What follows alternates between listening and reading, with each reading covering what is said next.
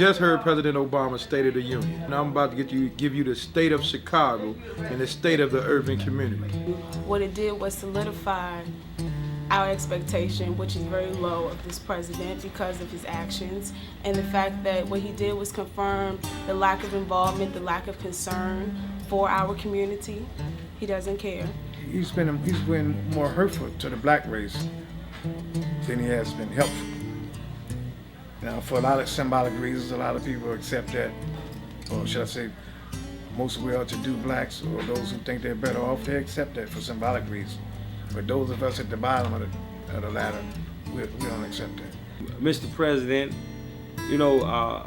we probably be better off with you cutting your presidency off right now. Just quit. Because if this is what you call helping us, then just stop helping us. This State of the Union was the same old, same old. A bunch of talk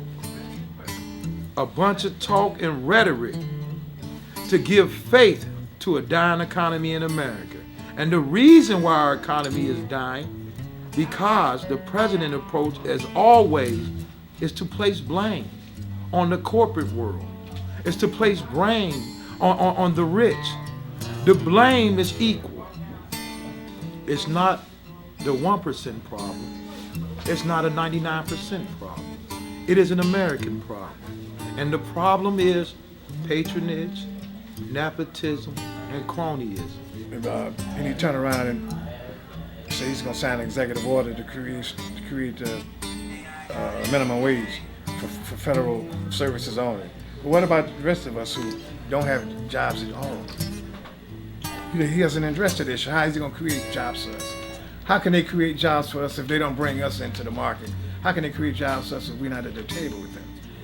So the president, to look at what this president just did, is really a shame because he didn't address any or none of the problems in our community. And that State of the Union was not a State of the Union. It was a state of the position on how the same old people is going to continue to get the same old resources. And I'm talking about these politically connected non-for-profits, the unions who has forced their conversations into the State of the Union. I support a higher wage, but I know with the higher wage come higher prices. I have a graduate degree, and I've been unemployed for 4 years.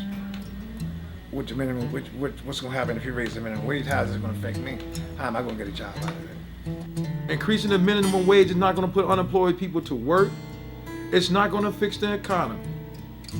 Creating industries and businesses in America which will create jobs is going to help our economy rebound.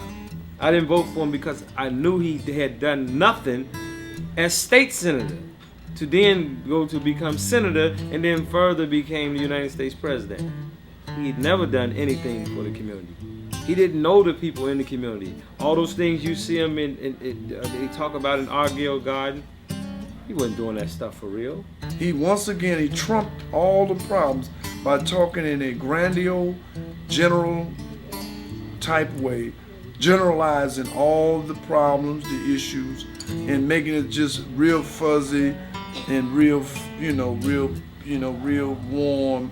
We might have just had a cup of cocoa after he got through, because we didn't get nothing out of this but another real fuzzy, warm, beautiful statement. And everybody get up that was the powers that be get up and eat, and we all go home hungry again. What Obama did was perpetuate a reality, perpetuate a narrative that is so far removed from what is really happening to us as poor people, as black people, and as young people. But in Chicago, there are no Republicans, no Tea Partiers. This is one of the most democratic cities, but it's the largest city, one of the largest cities where they're starving our people out. I say to the president that you have done a grave disservice to us, and you'd be better just go ahead and step down. I mean, you can't turn this around. I mean, it's to the point to where that in which we knew from the beginning, because we're from Chicago. It is our job to hold our government accountable to not only the words that come out of their mouth, but the funds that they release. It is our job to hold all elected officials true to the constitutional values that they say they represent.